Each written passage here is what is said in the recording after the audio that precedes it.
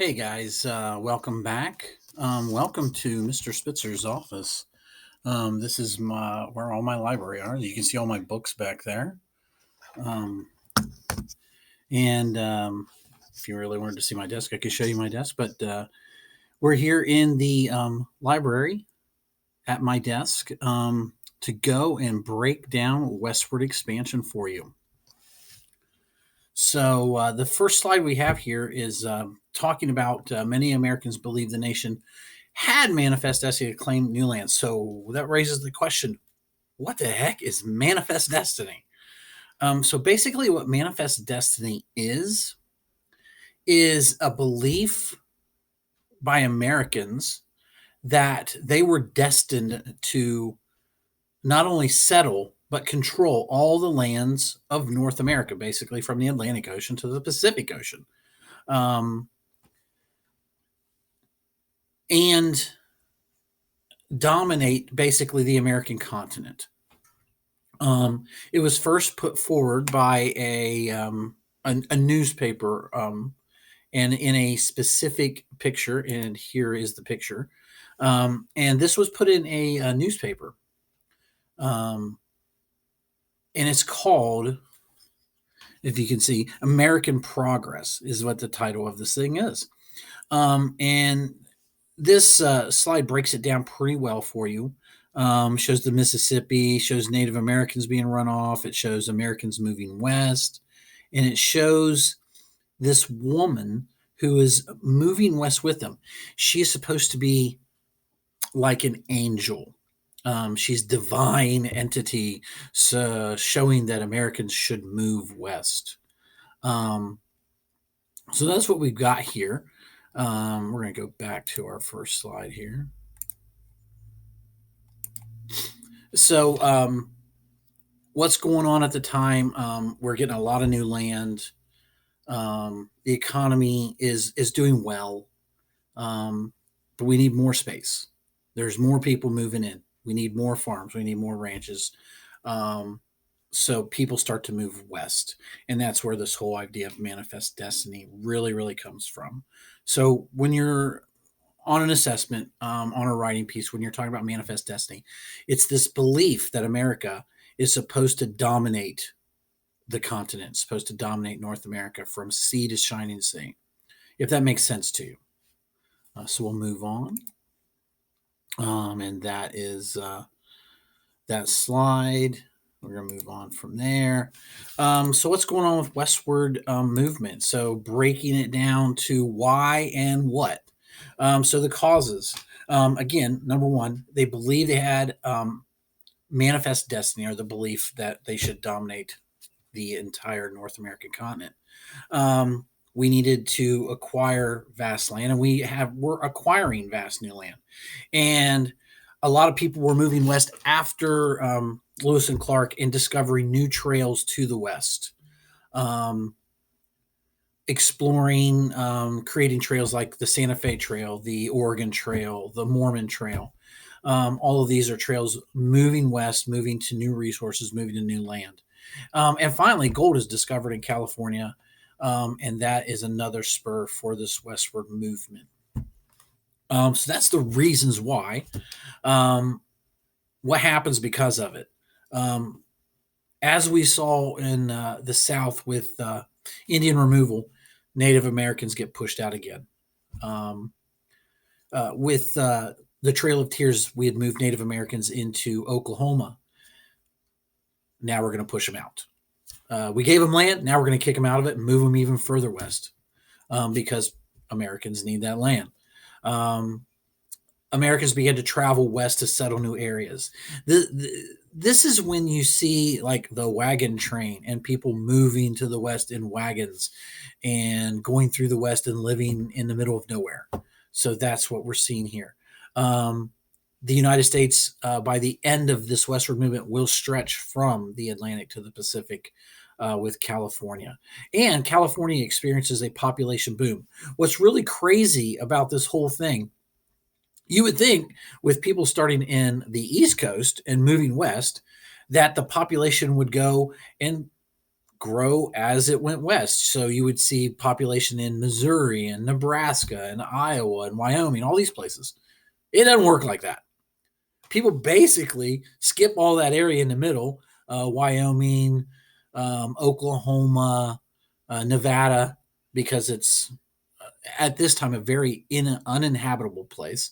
And they basically just move straight to California because California's got great weather, great land, lots of it, and it's got gold. So you basically get states in the east, you're going to end up with California in the west, and then a bunch of area in between where there's nothing. So that's what the causes and effects are of westward movement. That's just another little chart that breaks it down simple to you. Take notes from either one. It's up to you. So how we start acquiring all this new territory really gets moving after Indian removal, after the Trail of Tears.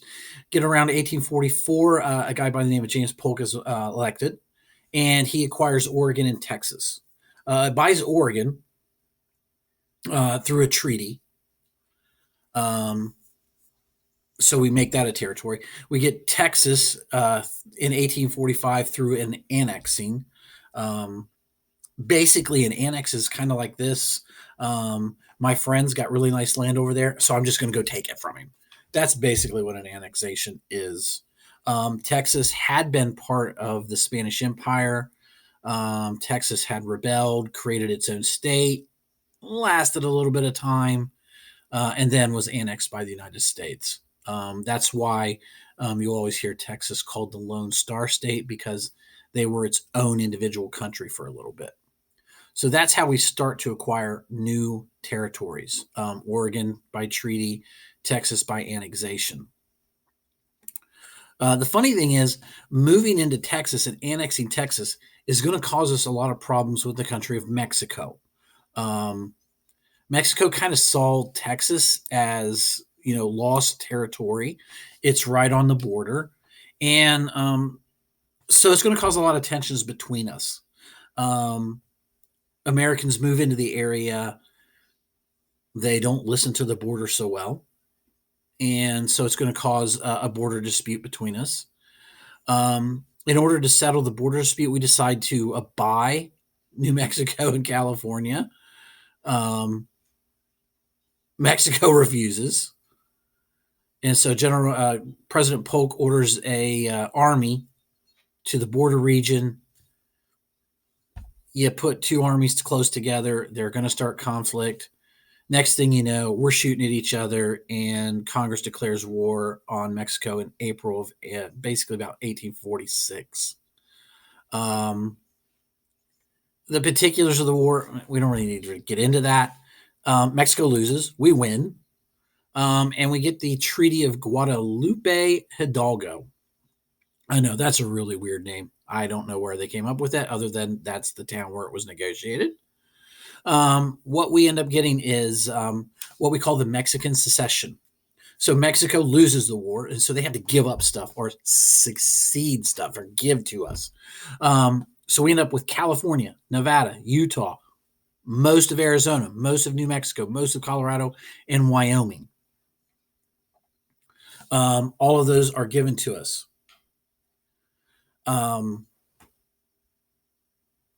Texas grows a little bit. Basically, Texas gets everything north of the Rio Grande River.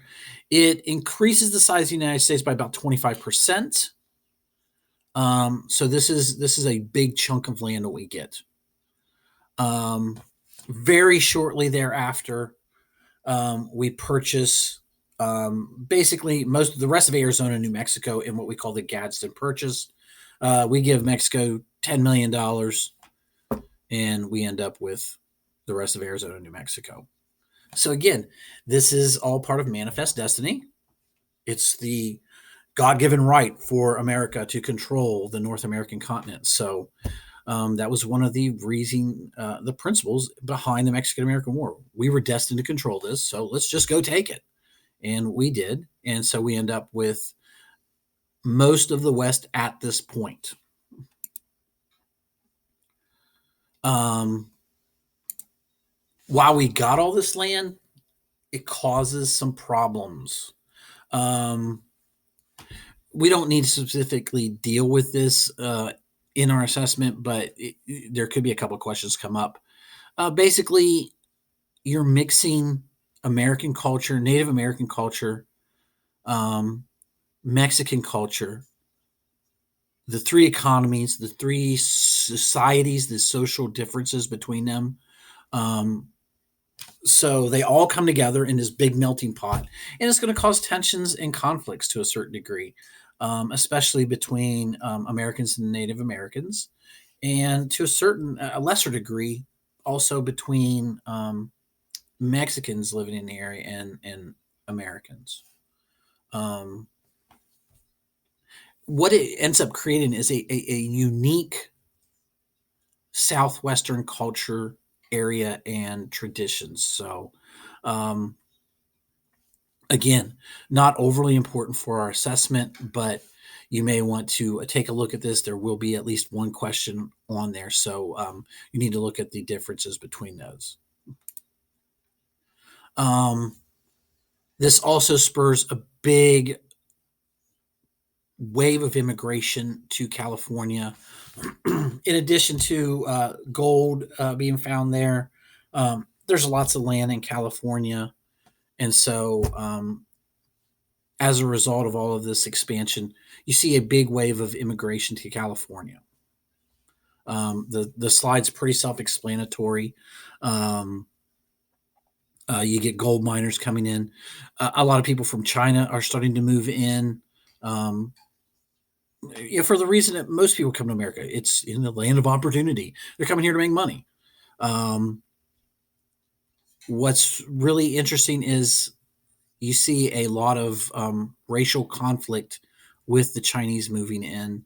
Um, Chinese and Americans didn't get along well at first.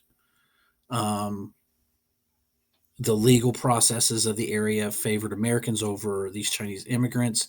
And you're going to see a lot of Asian immigrants get treated very poorly for the next 50, 60, 70 years on the West Coast, if that makes sense to you.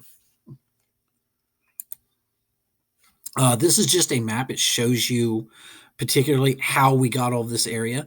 As you can see right here, hey, let's do some drawing. Right here, that's Texas, annexed 1845. Then, very shortly thereafter, we get the Mexican secession and then the Gadsden Purchase. And with those, we have pretty much all of America, at least the continental 48. So by 1848, 1850, America is complete.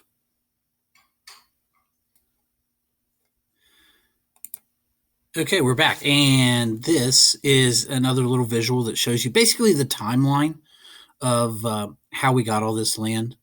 Um, again, it's just another little tool that'll help you see where all the little pieces of the puzzle fit in. This is a map showing you some of the trails. Are you going to be expected to remember them? No. It does also give you a very good color visual of the expansion of and growth of the United States to 1863, and basically how we got what we got. You'll see in the green is the original United States, then Louisiana Purchase, Red River Basin, Spanish Secession, all of those. So you can see how we grew as a country. And this is another little thing where it's trails leading west, showing you how people got to where they went. And that, ladies and gentlemen, is Westward Expansion, broken down as quickly as I can make it. If you got any questions, email me. Otherwise, this should take care of your questions, and I'll talk to you later.